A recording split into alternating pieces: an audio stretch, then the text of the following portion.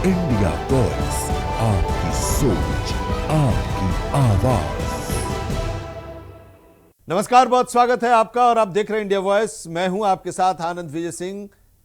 उत्तर प्रदेश के अभी तक की तमाम अहम खबरों का बुलेटिन उत्तर प्रदेश लाइव में। आइए शुरुआत करते हैं मुख्यमंत्री योगी आदित्यनाथ की मां पर अभद्र टिप्पणी करने वाले मौलाना की गिरफ्तारी से जुड़ी खबर से।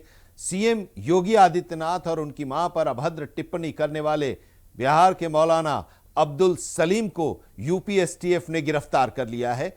एसटीएफ ने बिहार से गिरफ्तार किया है, पूर्णिया से इसकी गिरफ्तारी हुई है और इसके बाद यूपी के बहराइच उसे लाया गया।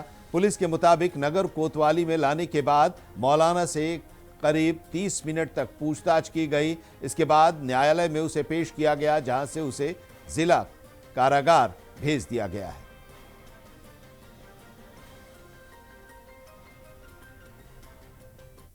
पिछले दिनों सोशल मीडिया पर एक वीडियो वायरल हुआ जिसमें बिहार के जनपद अररिया में रहने वाला मोहम्मद सालिम नाम के एक व्यक्ति द्वारा माननीय मुख्यमंत्री उत्तर प्रदेश जी के ऊपर अशोभनीय टिप्पणी सार्वजनिक मंच से की जा रही थी। इस संबंध में देवीपाटन परिक्षेत्र के बलरामपुर एवं बहराइच जनपदों में एफआईआर दर्ज की गई।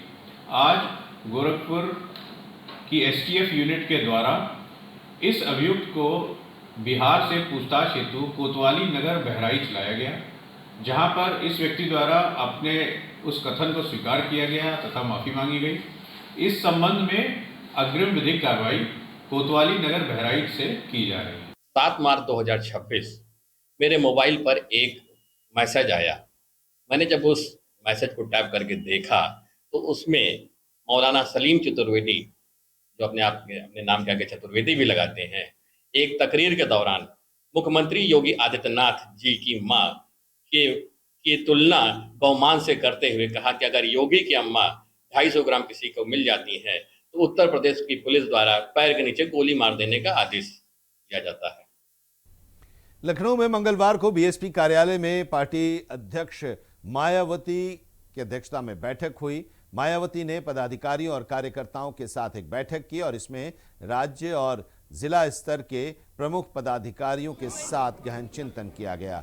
बैठक में पार्टी को जमीनी स्तर पर मजबूत बनाने, आर्थिक रूप से सशक्त बनाने और संगठनात्मक कार्यों की विस्तृत समीक्षा की गई और साथ ही अगले साल उत्तर प्रदेश में होने वाले विधानसभा चुनाव को लेकर भी इन पार्टी के पदाधिकारियों के साथ चर्चा की गई।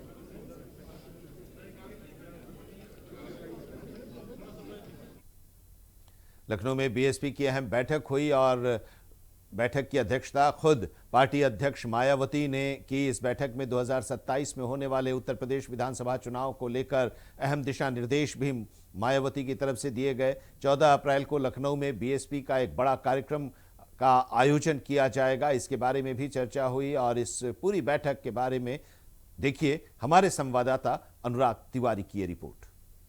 मुख्यालय पर एक बड़ी बैठक का आयोजन किया गया है, जहां पर उत्तर प्रदेश के तमाम कार्यकर्ता आज लखनऊ पहुंचे हैं। इस दरवाजे के उस पार एक बड़ी बैठक कुछ मायावती होल्ड कर रही हैं। 27 का चुनाव पास में है, ऐसे में ये बैठकें और महत्वपूर्ण हो जा रही हैं। 27 के चुनाव के पहले कहीं ना कहीं राजनीतिक पंडितों का कहना है कि बसपा अपनी खोई हुई ज़मीन को वापस से प्राप्त करना चाहती है।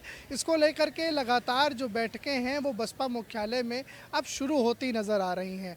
इतने समय बैठक जो है वो अंदर चल रही है और इस बैठक के अंदर जो है सतीश चंद्र मिश्रा हैं, आकाश आनंद हैं, देखिए तमाम जो बड़े नेता हैं वो मौजूद हैं और एक बड़ी रणभेरी की जो तैयारी है 27 की, वो कहीं ना कहीं अब यहाँ पे उसकी मियाद रखते हुए मायावती नज़र आ रही हैं। लखनऊ से कैमरा सहयोगी हरीश के साथ अनुराग तिवारी, इंडिया वॉइस। मध्य प्रदेश के मुख्यमंत्री मोहन यादव ने काशी विश्वनाथ धाम के दर्शन किए। दर्शन के बाद उन्होंने धार्मिक पर्यटन को लेकर बड़ा विजन पेश किया। काशी विश्वनाथ कॉरिडोर मॉडल को पूरे देश के लिए प्रेरणादायक बताया और प्रधानमंत्री नरेंद्र मोदी के नेतृत्व की सराहना की। उज्जैन के महाकाल लोक से स्थानीय अर्थव्यवस्था में हुए बदलाव का जिक्र भी किया। उन्होंने धार्मिक स्थलों पर सुगम दर्शन, बेहतर भीड़ प्रबंधन और बड़े आयोजनों जैसे प्रयागराज कुंभ मेला के लिए तकनीकी व्यवस्था पर जोर दिया। धार्मिक और पर्यटन से रोजगार और एमएसएमई को बढ़ावा मिलने की भी उम्मीद जताई और भारत को वैश्विक सांस्कृतिक एवं पर्यटन केंद्र बनाने का लक्ष्य दोहराया।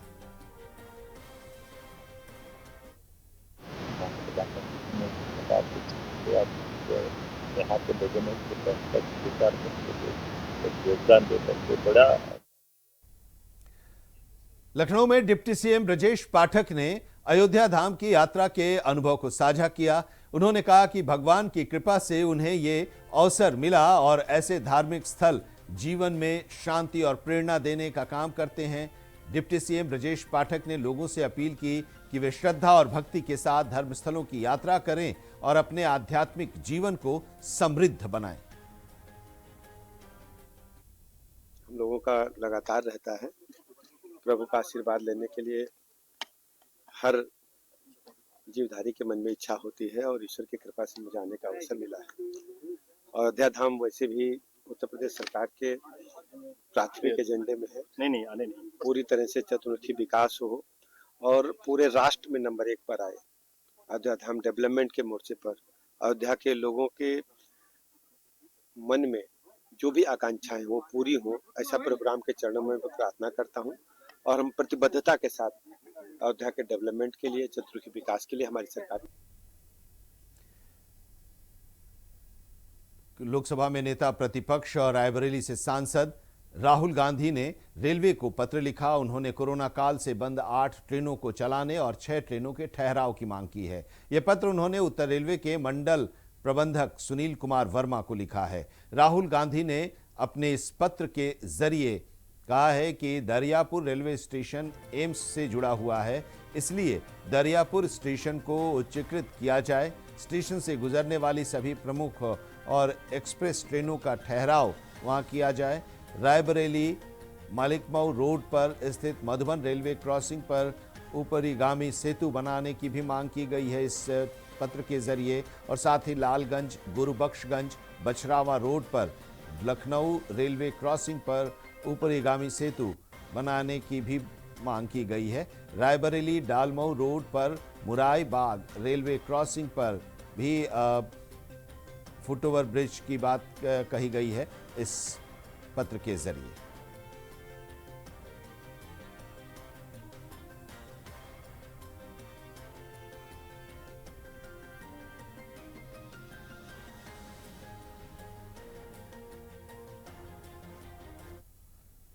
उत्तर प्रदेश कांग्रेस के अध्यक्ष अजय राय ने नक्सलवाद पर गृह मंत्री अमित शाह के लोकसभा में दिए गए भाषण पर जवाब दिया है। उन्होंने कहा है कि केंद्र सरकार को जमीनी हकीकत पर ध्यान देना चाहिए, केवल बयानबाजी से समस्या का समाधान नहीं होगा। और गौरव गोगोई की संपत्ति के संबंध में असम के मुख्यमंत्री हेमंत बिस्वा शर्मा के आरोपों पर भी अजय राय ने प्रतिक्रिया दी।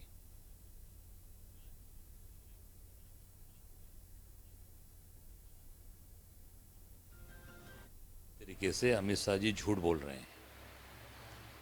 आपको मैं बताना चाहूँगा, छत्तीसगढ़ में भाजपा की सरकार में नक्सलवादियों ने हमारे कांग्रेस के पूरे नेतृत्व को मार दिया था, पूरे नेतृत्व की हत्या कर दी थी। सरकार किसकी थी? भाजपा की। भाजपा के लोग नक्सलवादियों को पालते हैं, उनको पोसने का काम करते हैं, उनको आगे बढ़ाने का काम करते हैं। और आज जब इनको लग रहा है कि उनसे हमारा काम पूरा हो गया, तो आज नक्सलवाद को ख़त्म कर रहे हैं, नक्सलवाद को समाप्त करने की बात कर रहे हैं। पर ये पूरी तरीके से नक्सलवाद, आतंकवाद के पोषण करने वाले यही भारतीय जनता पार्टी के लोग हैं, जो पहले से मैंने बताई उन्हीं के मुख्यमंत्री थे रमन सिंह जी छत्तीसगढ़ के अंदर। उनके समय आप देख सकते हैं हमारे सभी कांग्रेस के नेताओं की हत्या की गई। राहुल गांधी कभी भी नक्सलियों के मंच पे और किसी के मंच पे नहीं गए हैं। राहुल गांधी जैसी इमेज मैं समझता हूं कि आज के दिन में हिंदुस्तान में किसी नेता की नहीं है। कानपुर में एडीसीपी ऑपरेशंस सुमित सुधाकर राम टेके के नेतृत्व में पुलिस ने नशे के खिलाफ सख्त अभियान चलाया। ऑपरेशन व्हाइट पाउडर शुरू किया और अब तक 60 से अधिक मामले दर्ज किए गए हैं। 80 से ज्यादा ड्रग्स सप्लायर्स को गिरफ्तार किया गया है। लगभग 800 किलोग्राम मादक पदार्थ भी बरामद किया गया है। पुलिस ने कहा है कि नशे के कारोबार में शामिल किसी को भी बख्शा नहीं जाएगा और उनके खिलाफ कठोर कार्रवाई की जाएगी। कानपुर में हमारे साथ मौजूद हैं एडीसीपी ऑपरेशंस सुमित सुधाकर रामटेके, जिन्होंने शहर में नशे के खिलाफ सख्त अभियान छेड़ रखा है। दरअसल कानपुर पुलिस इन दिनों नशे का कारोबार करने वालों के खिलाफ कड़ी कार्रवाई कर रही है। आखिर इस मुहिम का क्या असर है, आगे क्या रणनीति है, इस पर बातचीत करेंगे। सर, इंडिया वॉइस में बहुत स्वागत है आपका। सर, आपने एक मुहिम चला रखी है नशे के खिलाफ, क्या असर रहा है अभी तक इसका? सीपी सर का जो मिशन था और उसी के अंदर अंतर्गत हमने एक अभियान शुरू किया था, ऑपरेशन व्हाइट पाउडर। तो उसमें हमने बहुत सारे ड्रग पेडलर्स यहाँ के कानपुर के जो है वहाँ उनको गिरफ्तार किया। तकरीबन 60 से ज़्यादा मुकदमे हमने इसमें लिखे हैं और 80 से ज़्यादा लोगों को गिरफ्तार किया है। और बरामद किए गए गांजा और बाकी मादक पदार्थों की अगर हम अमाउंट देखें तो वो 700-800 किलोग्राम के आसपास चली जाती है। सर, आगे किस तरह से रणनीति रहेगी इस ऑपरेशन को आगे बढ़ाने हमारा पहला टास्क तो ये था कि यहाँ के एक-एक हॉटस्पॉट चिन्हित किए जाएँ और वहाँ जो गांजा बेचने वाले मेन पेडलर्स हैं, उनको पकड़ लिया जाए। तो पहले फ़ेज़ में हमने वैसा काम किया था। फिर नेक्स्ट हमारा टारगेट ये था कि गांजा कानपुर में आ कहाँ-कहाँ से रहा है। तो हमने नेपाल से आने वाला 2-3 पेडलर को पकड़ा, उड़ीसा से जो लाते थे उनको पकड़ा, दिल्ली, नोएडा से लाते थे उनको पकड़ा और ऐसे ही जहाँ-जहाँ से बाहर से आने वाले थे उनको पकड़ लिया है और बाकी अभी आजू-बाजू के जो भी डिस्ट्रिक्ट्स बचते हैं, जैसे कन्नौज हो गया या इधर उन्नाव हो गया, हमीरपुर हो गया, यहाँ के लोगों को भी हम चिन्हित कर रहे हैं और वहाँ के जो एसपी सर हैं उनसे बात कर रहे हैं। सर, जो लोग इस तरह के कारोबार में संलिप्त हैं, उनके लिए क्या मैसेज है आपका? मैसेज तो बिल्कुल क्लियर है हमारे सीपी सर का कानपुर कमिश्नरेट का कि जो भी इस काम में इन्वॉल्व होगा उसको हम definitely behind the bar stand करेंगे, उसको हम बिल्कुल छोड़ेंगे। ये बिल्कुल क्लियर मैसेज है। सर, यूथ के लिए क्या अपील करना चाहिए? यूथ के लिए हम बस एक ही अपील करना चाहते हैं कि हर हर बार जब भी हम कोई प्रेस कॉन्फ्रेंस करते हैं किसी सीजन के बाद, तो वहाँ पर ये बहुत बड़ा सवाल सारे लोग हमसे पूछते हैं कि यूथ इसमें ज़्यादा इन्वॉल्व है। उन सब के लिए हमको यही हमारा यही मैसेज है कि आप लोगों ने आपकी जो इनकी जो एज है, तो इस एज में इन्होंने सफलता को चुनना चाहिए, ड्रग्स को नहीं चुनना चाहिए। और इसी के लिए हम यूथ अगेंस्ट ड्रग्स एक सेमिनार भी करते हैं अलग-अलग जगह पे जाके, ताकि यूथ हमारा एक एक्टिव पार्टिसिपेंट बने ड्रग्स के खिलाफ मुहिम चलाने में, ना कि उसका आदी बने। तो आपने सुना, सर ने कहा कि सफलता को चुने ना कि ड्रग्स को। सर का साफ मैसेज है, जो लोग नशे का कारोबार कर रहे हैं, कि अगर इस तरह की गतिविधि में कोई भी संलिप्त पाया जाएगा तो उसके खिलाफ कड़ी कार्रवाई की जाएगी। कानपुर से Kaustubh Mishra, India wide. Kanpur police ने किडनी ट्रांसप्लांट रैकेट का बड़ा खुलासा किया है। 6 लोगों को इस दौरान गिरफ्तार किया गया है। इनमें 4 अस्पताल संचालक भी शामिल हैं, जबकि 4 अन्य डॉक्टरों की तलाश जारी है। प्रारंभिक जांच में शहर के विभिन्न निजी अस्पतालों में अब तक करीब 40 से 50 किडनी ट्रांसप्लांट होने की आशंका सामने आई है। पुलिस पूरे नेटवर्क की गहनता से जांच कर रही है। इस नेटवर्क को खंगालने में जुटी हुई है पुलिस और जल्द ही फरार आरोपियों की गिरफ्तारी और इस पूरे प्रकरण के बारे में पुलिस खुलासा करने की स्थिति में आ गई है। ये कहा जा सकता है पुलिस इस पूरे नेटवर्क को खंगाल रही है और वहां तक पहुंचने की कोशिश कर रही है। बाकी जो फरार हैं उनकी गिरफ्तारी के लिए भी कोशिशें की जा रही हैं। कानपुर पुलिस और कानपुर मेडिकल डिपार्टमेंट द्वारा अब तक संयुक्त रेड में 6 लोगों को हम लोगों ने अरेस्ट करा है, जो मानव के अंगों का जो है ट्रांसप्लांट कराते थे अवैध ढंग से। उन लोगों को पकड़ा है। यहाँ पर हॉस्पिटल के मालिक जिनके यहाँ पर ये ट्रांसप्लांट कराया गया था, वो आहूजा हॉस्पिटल है। उनके जो ओनर और डॉक्टर दोनों को पकड़ा जा चुका है। जो किंग पिन था वहां पर शिवम अग्रवाल, उसको पकड़ा जा चुका है। और जो डॉक्टर जो करता था वो अभी यहाँ पर उनकी टीम वो जो है फरार है। इसमें जिन ऑपरेशन करने के बाद 2 अन्य हॉस्पिटलों में जो डोनर है और जो रिसिपिएंट है उनको अलग अलग हॉस्पिटलों में भेजा जाता था, वो लिंक हमने ढूंढ लिया और उनके जो ओनर हैं उनको भी अरेस्ट किया जा चुका है। किसी का भी रजिस्ट्रेशन देना वो तो उसका धर्म बनता है, क्योंकि जब वो कोई अनपढ़ भी, मैंने बताया ना, कोई अनपढ़ भी अगर अप्लाई करेगा वहाँ डॉक्टर्स को लगाएगा, तो जिस डॉक्टर के पेपर लगाएगा वो चेक करना है, वहाँ पे इंफ्रास्ट्रक्चर चेक करना है, वहाँ का जो इक्विपमेंट्स, वहाँ की ओटी, वहाँ का जो बेड्स, और जब ऑनलाइन वो अप्लाई करेगा उसके बाद हम उसको रजिस्ट्रेशन देते हैं। लेकिन उसके साइड में अगर वो इरेगुलर कोई वैसी इलीगल एक्टिविटी करता है तो फिर पुलिस का इन्वॉल्वमेंट है उसमें, क्योंकि पुलिस का काम है फिर जो इलीगल एक्टिविटी है उसको पकड़ा जाएगा। लेकिन हमसे जो टेक्निकली सपोर्ट ली जाएगी पुलिस को वो हम बराबर देंगे। हाँ, मैं आपको वही बताना चाहता हूँ, जो सस्पेक्टेड भी हुआ था तो डीसीपी साहब को हुआ था कहीं से LIU रिपोर्ट या जो भी रिपोर्ट हुई थी, और फिर जैसे मुझसे टीम मांगेगी तो मैंने रैंडम टीम दी, टीम जाके चेक किया, जहाँ जो जो कमियां निकली हैं उसमें आपको सब सीपी सर ने। जासूसी का खतरा अब घर और ऑफिस तक पहुंच चुका है। सुरक्षा के लिए लगाए जाने वाले सीसीटीवी कैमरे अब संभावित निगरानी और डेटा लीक का जरिया बनते जा रहे हैं और इसी खतरे को देखते हुए भारत सरकार ने 1 अप्रैल 2026 से इंटरनेट से जुड़े चीनी सीसीटीवी कैमरों पर सख्त फैसला लिया है। सरकार का कहना है कि यह कदम देश की डिजिटल और राष्ट्रीय सुरक्षा को मजबूत करने के लिए जरूरी है। इसका जायजा लिया हमारे संवाददाता शाहरुख सैफी ने। खतरा अब घर की दीवारों तक पहुंच चुका है। जो सीसीटीवी कैमरे पहले सुरक्षा के लिए लगाए जाते थे, वही अब संभावित निगरानी का जरिया बनते जा रहे हैं। इसी खतरे को देखते हुए भारत सरकार ने 1 अप्रैल 2026 से इंटरनेट से जुड़े चीनी सीसीटीवी कैमरों की बिक्री और इस्तेमाल पर रोक लगाने का बड़ा फैसला लिया है। इसका मकसद देश की डिजिटल और राष्ट्रीय सुरक्षा को मजबूत करना और विशेषज्ञों के मुताबिक इंटरनेट कनेक्ट कैमरों की लाइव फीड कभी भी विदेशी सर्वर तक पहुंच सकती है। जिसके लिए भी सार्वजनिक स्थानों पर लगे कुछ कैमरों की फीड विदेशी एजेंसियों तक पहुंचने की रिपोर्ट सामने आ चुकी है। अब सरकार ने सख्त नियम लागू किए हैं। हर सीसीटीवी कैमरों को हार्डवेयर, सॉफ्टवेयर और डेटा सुरक्षा परीक्षण से गुजरना होगा। सरकारी दफ्तरों में सिर्फ प्रमाणित कैमरे ही लगाए जाएंगे, जबकि पुराने कैमरों का सुरक्षा ऑडिट अनिवार्य होगा। इसी फैसले से बाजार में भी बदलाव तय है। सस्ते चीनी कैमरों के हटने से कीमतों में बढ़ोतरी हो सकती है, लेकिन मेड इन इंडिया कैमरे की मांग तेजी से बढ़ेगी। अब सीसीटीवी सिर्फ सुरक्षा का साधन नहीं, बल्कि भरोसेमंद तकनीकी के रूप में देखा जाएगा। कैमरामैन मोहसिन खान के साथ मैं शाहरुख सैफी, इंडिया वॉइस, मेरठ। हमारा फर्म का नाम है IT सिक्योरिटी सिस्टम, मेरठ में है, PL शर्मा रोड पर। हम CB प्लस कंपनी के डिस्ट्रीब्यूशन है। जो आज गवर्नमेंट ने एक लगाया STQC कैमरों पर।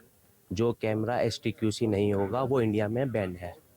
जो चाइनीज़ प्रोडक्ट होते हैं वो इंडिया में बैन हो चुके हैं, अब ये यहाँ नहीं चलेंगे। उसका रीज़न ये है कि भाई चाइनीज़ प्रोडक्ट जो है ना, चाइनीज़ आदमी वहाँ व्यू ले सकते हैं, यहाँ से उनका जो पैसे भी होता है वहाँ व्यू मिल जाता है उन्हें। मुजफ्फरनगर के सिविल लाइन क्षेत्र में एक ही परिवार के 4 लोगों का कमरे में शव मिला है। प्रथम दृष्टया यह आत्महत्या का मामला पुलिस बता रही है और अभी तक मौके से कोई सुसाइड नोट भी बरामद नहीं हुई है। पुलिस ने चारों शव को अपने कब्जे में लिया, पोस्टमार्टम कराया। पोस्टमार्टम रिपोर्ट का अब इंतजार है और पोस्टमार्टम रिपोर्ट के आने के बाद ही मौत की सही वजह साफ हो पाएगी। शुरुआती जांच में यह मामला जहरीला पदार्थ खाकर या गला घोंटकर की गई सामूहिक हत्या का बताया जा रहा है। हालांकि अभी कुछ साफ नहीं है, लेकिन प्रथम दृष्टया जो अभी तक की जांच हुई है उसके आधार पर पुलिस ये कह रही है कि जहर खाकर आत्महत्या की गई है। अब बाकी पोस्टमार्टम रिपोर्ट आने के बाद ही पूरी वजह साफ हो पाएगी। मामला पुलिस के संज्ञान में है। सिविल लाइन थाना अंतर्गत ये मोहल्ला है जिसमें कि मैं आया हुआ हूं और पूरी हमारी टीम, चाहे फॉरेंसिक टीम हो, डॉग स्क्वाड की टीम हो, पूरी आई हुई है। SHO, CO सभी इसमें अधिकारी मौके पहुंचे हुए हैं। इसमें जांच की जा रही है। 4 लोगों के शव एक कमरे में पड़े हुए हैं, जिनमें एक व्यक्ति जो है फांसी लगाया हुआ था कम चादर से, जो कि पंखा से लटका हुआ था। साथ ही साथ जो उसकी डेड बॉडी, दरवाजा बताया जाता है अंदर से बंद था। 2 बच्चे हैं छोटे छोटे, जो कि एक लगभग 2 से 2.5 साल का बच्चा है, एक लड़का और एक लड़की है छोटी सी 6-7 महीने की। साथ ही साथ एक पुरुष जिसका इरशाद नाम है और पत्नी जो उसकी नौरीन है। 4 लोग जो एक ही परिवार के हैं मृत पड़े हुए हैं, जिनमें कोई ब्लड या कोई स्टेन या कोई बहुत चोट के निशान प्रथम दृष्टया नजर नहीं आ रहे हैं। गर्दन पे कुछ ऐसा लग रहा है कि टूटी हुई है और इसकी फॉरेंसिक टीम की जांच की जा रही है। ऐसा लगता है कि और पूछताछ से थोड़ा बहुत जो जानकारी मिली है उसके आधार पर कि ईदी को लेकर के, ईद मांगने, ईद का पैसा दिया जाता है। और उत्तर प्रदेश की खबरों का इस बुलेटिन उत्तर प्रदेश लाइव में अभी इतना ही, लेकिन देश और दुनिया की तमाम अहम खबरों के लिए आप जुड़े रहिए इंडिया वॉइस के साथ।